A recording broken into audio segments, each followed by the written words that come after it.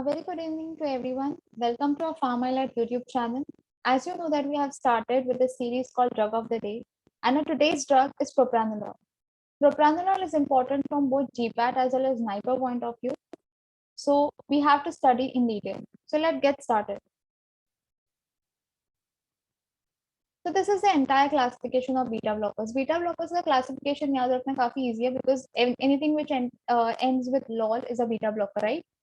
So propranolol जो हमारा main drug है that belongs to the class of non-selective beta blockers. ठीक है, so दो टाइप्स के बीटा ब्लॉकर्स है, एक नॉन सेलेक्टिव है और एक कार्डियो सेलेक्टिव है, which is specifically beta 1 because हमें पता है कि beta 1 receptor is majorly present in your heart and also in your kidney, right? So non-selective beta blockers में again you have these three categories: without ISA, with ISA and alpha blocking property.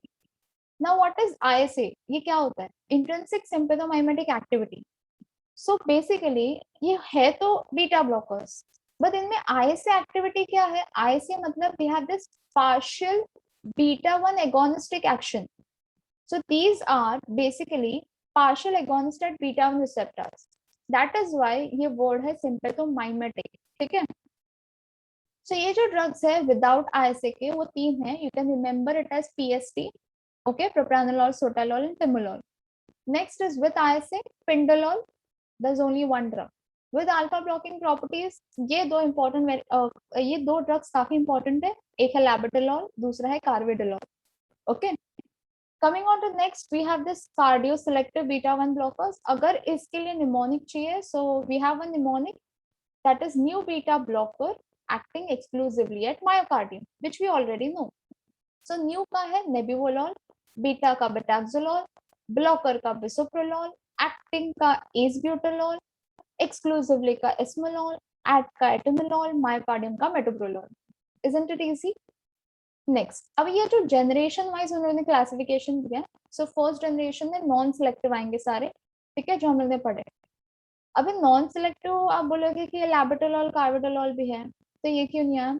They have included in the last generation, third generation. We will see that later. Second generation में सारे beta 1 और cardio selective आएंगे. Third generation में वो आएंगे जिनमें alpha blocking property है as well as vasodilatory property. ठीक है, सो हमें पता है कि labetalol carvedilol they have this alpha blocking action, correct. अब ये जो तीन ड्रग्स है सेलिप्रोलॉल, नेबिवोलॉल, बेटाक्सोलॉल, ये इनमें वासोडाइलेटरी प्रॉपर्टी होती है. क्यों? क्योंकि वो लोग नाइट्रिक ऑक्साइड रिलीज करते हैं which ultimately causes vasodilation, correct? Okay, coming on to the next, we already know this कि propranolol एक नॉन सेलेक्टिव बीटा ब्लॉकर है without ISA.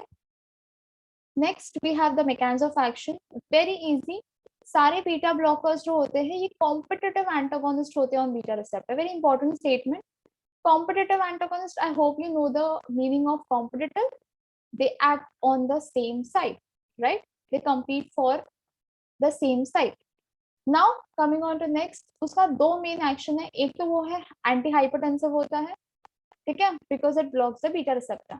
दूसरा होता है कि वो लोकल एनेस्थेटिक है बिकॉज वो सोडियम चैनल ब्लॉक करता है and it is responsible for membrane stabilising activity.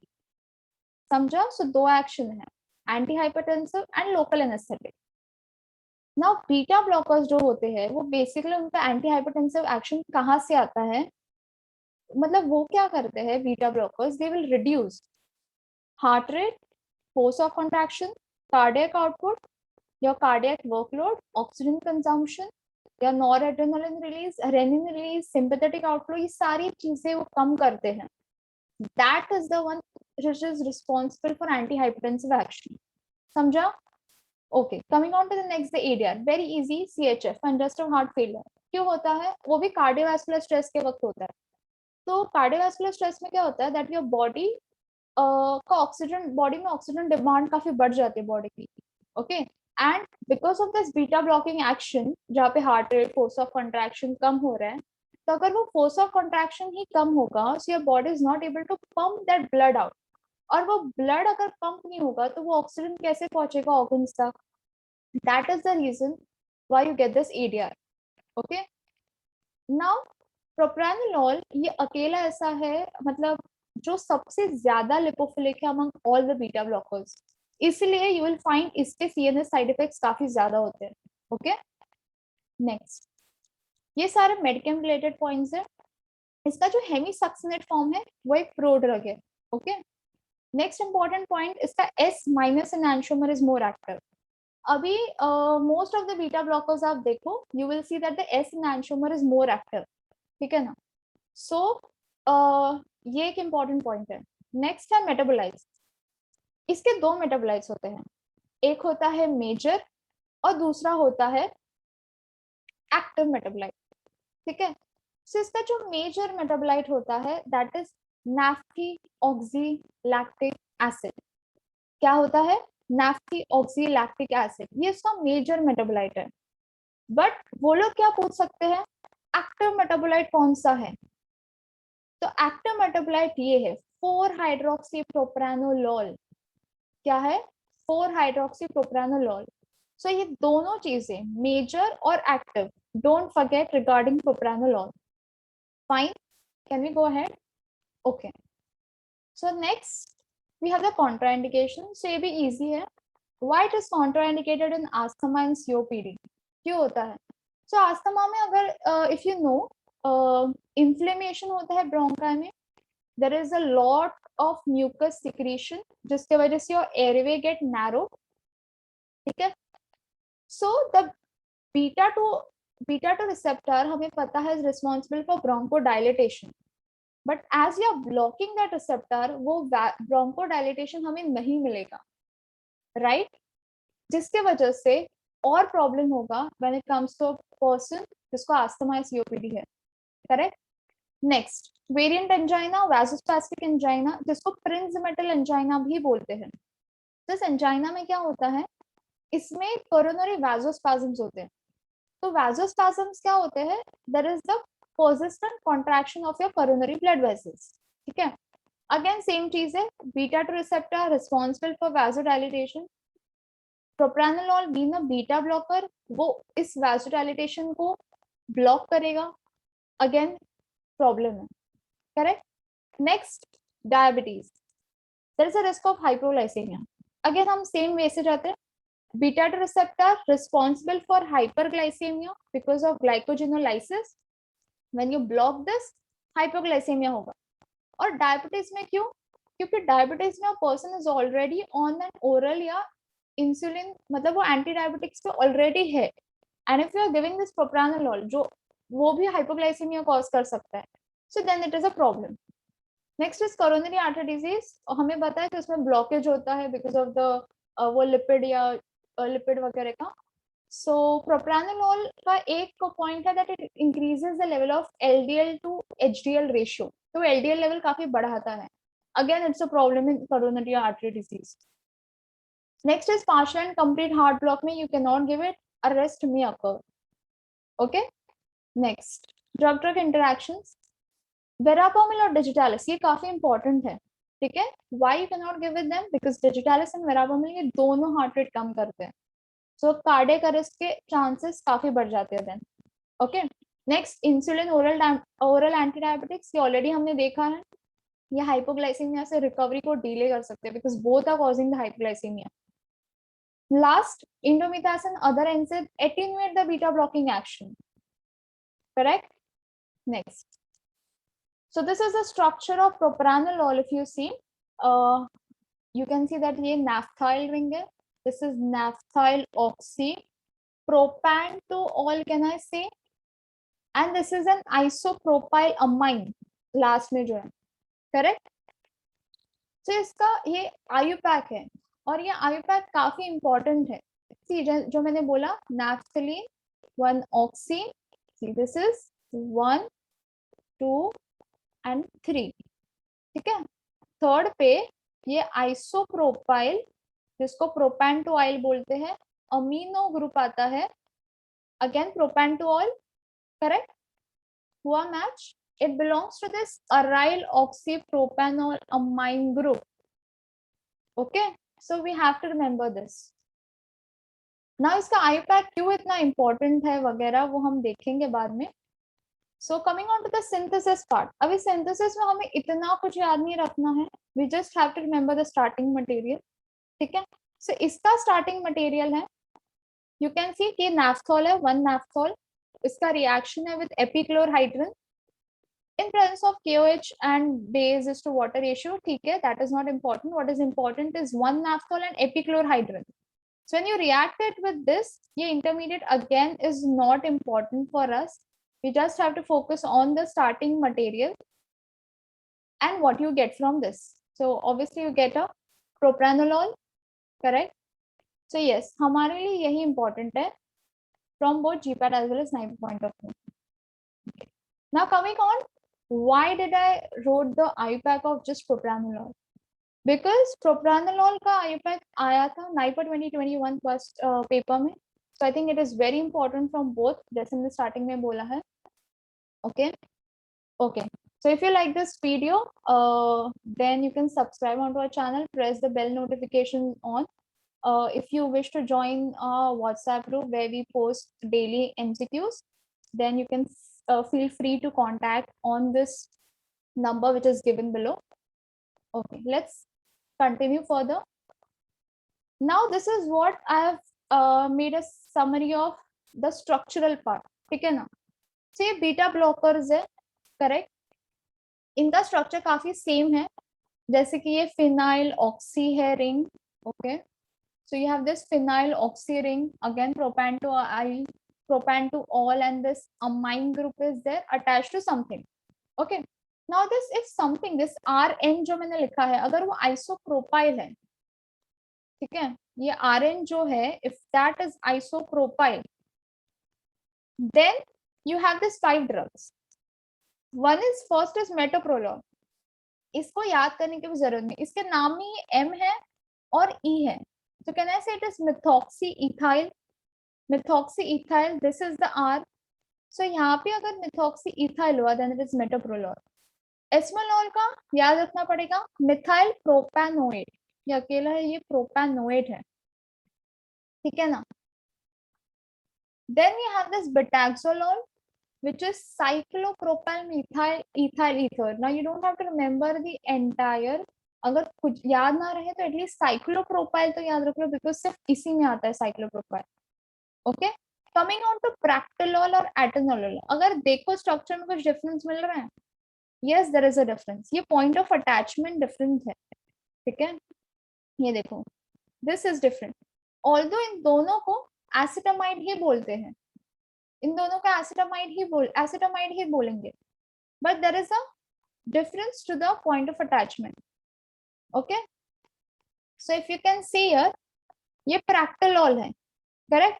इसका आयुपैक में if you see, यहाँ पे N आएगा स्टार्टिंग में, स्टार्टिंग लास्ट में तो एसिटामाइड ही है, बट स्टार्टिंग में N आएगा. वही एटेनोलोल के if you see, यहाँ पे नॉर्मल है टू जो भी है, and then you have this acetamide. So you got the difference basic की इनको एसिटामाइड ही बोलते हैं, but the point of attachment N आया तो इट इज प्रैक्टिलोल, 2 आया तो एटेनोलोल. समझा? Then we have this Rn. अगर Rn हुआ which is tert butyl, अगर suppose we consider this Rn to be a tert butyl, then you have this pen-butylol, ace-butylol, celiprolol. Pen-butylol में you have this cyclopentyl ring, नाम से पता चला pentyl, pen, cyclopentyl. Ace-butylol में you have COCH3 group which is NHCO, and then you have this propyl group, propylamide. Okay, so ये propylamide group है. In celiprolol, we have this NN-dimethyl, NN-diethyl carbonyl methyl. So at least ना याद रहे, remember NN-diethyl group है celiprolol में. समझा इतना? ठीक है. Then coming on to next, अभी if instead of phenyl अगर कुछ और ही ring है, so then what it is? So propranolol में यहाँ पे naphthyl ring होती है. This is same isopropyl only, but naphthyl ring हुई, then it's propranolol. Pentalol में नाम से है पता चल रहा है, indole, pindole. Then again isopropyl is common. Nadolol में this tetrahydronaphthyl ring, और इसके साथ ये 2 OH भी है, which we cannot forget. So tetrahydronaphthyl ring with a tert butyl, which is common. Okay. Then you have this cartiolol, जिसमें भी tert butyl होता है, but you have this dihydroquinoline 2-one. ठीक है, इसके रिंग काफी अलग है, dihydroquinoline 2-one. सबसे इंपॉर्टेंट टिमोलॉल, जो आगे जाके हमें पता चलेगा, सो टिमोलॉल का में जो रिंग है दैट इज 4 मॉर्फोलिन 1 to 6 थायाडायाजोल. ये हमें याद रखना ही रखना है बिकॉज दिस टिमोलॉल का आयुपैक इज वेरी इंपॉर्टेंट. इसमें जो रिंग होती है it is very important. Morpholine ring, नाम में ही MOR है, मॉर्फोलिन, TR है, थायाडायाजोल. ठीक है, you can make something like this. समझा? सो दिस, ये हमें बेसिक अगर हो रहा है हमसे जितने भी रिंग्स है, so then it will help in both GPAT as well as NIPO. Okay, so I have taken this propranolol because ये GPAT 2019 का क्वेश्चन था based on the structure only, कि एक स्ट्रक्चर दिया है और आपको पूछेंगे कि ड्रग कौन सा है. सिंपल. ठीक है. Okay, so we'll go ahead now. कुछ you have some other beta blockers as well, so उनके बारे में देख लेते हैं क्या है. So we have this timolol. Timolol की खासियत ये है कि it is used in glaucoma. ठीक है ना. सोटालॉल जो है, सोटालॉल it is having the beta blocking action. It is also a potassium channel blocker. ये पोटेशियम चैनल ब्लॉकिंग एक्शन जो है उसके वजह से it's a class 3 anti arrhythmic. So जब हम एंटी अरिथमिक पढ़ेंगे उधर भी हमें ये क्लास 3 में सोटालॉल मिलेगा. ठीक है. It is because it has this K+ channel blocking action as well. तो दो एक्शन है, beta blocking as well as K+ channel blocking. Labetalol, इसके दो असिमेट्रिक कार्बन्स है. Okay, if you can highlight, ये एक हो गया और ये एक हो गया. ये दो असिमेट्रिक कार्बन्स है. इसका R वाला बीटा ब्लॉकिंग एक्शन के लिए रिस्पॉन्सिबल है. याद रखो, आगे जाके इसका इंपॉर्टेंस बताऊंगी. ठीक है. Okay, so understood timolol, sotalol, labetalol. Coming on to the next part, other beta blockers, we have carvedilol.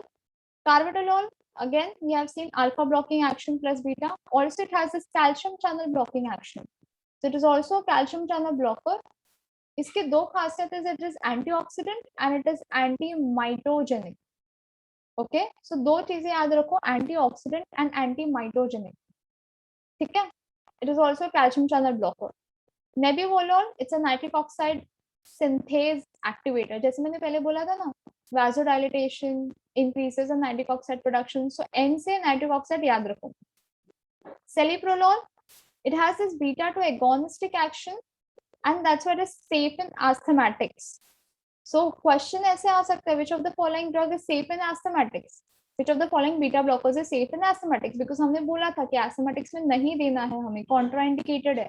So which you can give celiprolol because it's having a weak beta to agonist action as well. Correct? Yes. Coming on to next, longest acting. Longest acting is this nadolol. Okay, and the shortest acting is esmolol. Again, इसका importance आगे जाके समझेगा. So याद रखना है इसको. I have just highlighted the important point out of all the whatever was given. I just highlighted the important points which would be important from exam point of view. ठीक है. So ये कुछ brand है propranolol tablets के. एक है one by Abbott which is Inderal और दूसरा है ये Sandoz का, I think which is by Novartis. Okay. Okay. Coming on to the MCQ part. So ये GPAT 2013 का MCQ था. Which of the following is an ultra short acting beta blocker? अभी हम लोग ने थोड़े टाइम पहले किया था. If you remember, let's see the options. Let's look at the option at least. maybe याद आ जाए. Carvedilol. Carvedilol, no, we had not seen carvedilol at least. Atenolol, esmolol, acebutolol. We had seen one was longest acting, one was shortest acting. Longest तो nado था. तो shortest acting कौन सा था? Esmolol, right? You can see it on the screen. Esmolol. So esmolol was ultra short acting beta blocker. This was a question from GPAT 2013. I hope you got the importance of this. Coming on to the next question. Clinically used labetalol is. Let's see the 4 options. अरे ये भी कहीं कहीं देखा सा लग रहा है. ये था स्लाइड पे ना. We had seen this somewhere. So इसका आंसर ढूंढने से पहले let's look at the explanation part. So this is a labetalol structure जिसके मैंने दो already उसके स्टीरियो सेंटर्स मैंने बताया है. ठीक है. Already have mentioned them. So this one was this and another was this. Correct? Okay. So labetalol दो कायरल सेंटर्स है, ये पता है. 4 स्टीरियो आइसोमर्स होंगे, ये भी पता है. कौन से RR, RS, SS, RS. Okay. Now SS or RS जो है, these are inactive forms. Okay, so we don't have to remember them. Third isomer जो SR है, that's an alpha 1 blocker. SRA, SRA, alpha 1 blocker है ये. अभी जो fourth isomer है RR, that is the one which is a non-selective beta blocker, which is also having a selective alpha 1 blocker. तो clinically used labetalol क्या होता है? The one which is having a beta blocking action, right? So that is the RR isomer. मिल गया answer? Okay. और एक point देख लेते हैं. So the beta to alpha antagonism in labetalol is in the ratio of 3:1. So 3 times beta को ज्यादा antagonize करेगा compared to alpha. So I hope you got the answer. It's RR. Very important question. GPAT 2013. Next. Timolol. यार ये भी देखा है. Timolol if administered ophthalmically, then which effect it will exhibit? तो Timolol को अगर मैंने directly आँख में डाला, so what effect what is जो मेरे को दिखेगा? Correct? Meiosis, mydriasis, increase formation of aqueous humor या decrease formation of aqueous humor? हमने तो स्लाइड में ऐसा देखा था कि Timolol was used in glaucoma. And glaucoma में I know that there is an increase in the intraocular tension. So obviously अगर मैं ड्रग वो glaucoma में दे रही हूँ, so it will decrease my intraocular tension. So intraocular tension कैसे काम करेगा? Obviously वो वहाँ पे जो aqueous humor है उसका formation कम करके decrease करेगा, correct? So what will be the answer? Decrease formation of aqueous humor. Again a question of GPAT 2017. Beta blockers बहुत important है GPAT as well as NIPER. So do them in detail. Okay. Next question, GPAT 2015. Propranolol belongs to BCS class. Okay, so this is something very different from your follow part. थोड़ा BPPK का part है. So belongs to which class? 1, 2, 3 or 4? So propranolol जो है, it belongs to the class 1. We have to remember this. So ये थोड़ा ratify करना है. Belongs to BCS class 1. Propranolol. Again propranolol इस point of view से भी question आ गया देखो. So GPAT 2015 question. So I hope we have to remember this. Class 1 high solubility high permeability, class 2 low solubility high permeability, class 3 high solubility low and 4 is low. Okay. First में अगर देखो तो ये 3 drugs हैं, propranolol, diltiazem, metoprolol. तो इसको याद कैसे रखने का? तो कुछ mnemonic बना देते हैं, जैसे कि Dil Met Pro. Pro is someone who is professional, so Dil Met Pro. We can make it, even if it doesn't make sense. I think exam ke we only remember the mnemonics and not anything else. Second, class 2, nifedipine, carbamazepine, naproxen. So we can make something like carme, knife or napkin ka. Okay, it doesn't make sense, but you have to try it at least. Maybe you might remember on the day of exam. Then we have this insulin. Class C में insulin, metformin, cimetidine. So you can remember insulin याद कर लो, और इन दोनों में if you see met आ रहा है, ठीक है ना? metoprolol को याद कर ही लो as a class 1. ये जो बीटा ब्लॉकर्स वाले हैं ये class 1 है. फिर ये जो class 3 है इसमें met आ रहा है and again insulin is there. You have to remember that. Class 4 बचे हुए Taxol, chlorothiazide, furosemide, something like tax and related to you can make something out of it, right? So these were the entire BCS classification of class 1 to 4, and our main important was propranolol, which belongs to class 1 drug. Okay, so thank you so much. Thank you for watching this video. If you like this video, then click on the like button and do share and subscribe. Thank you.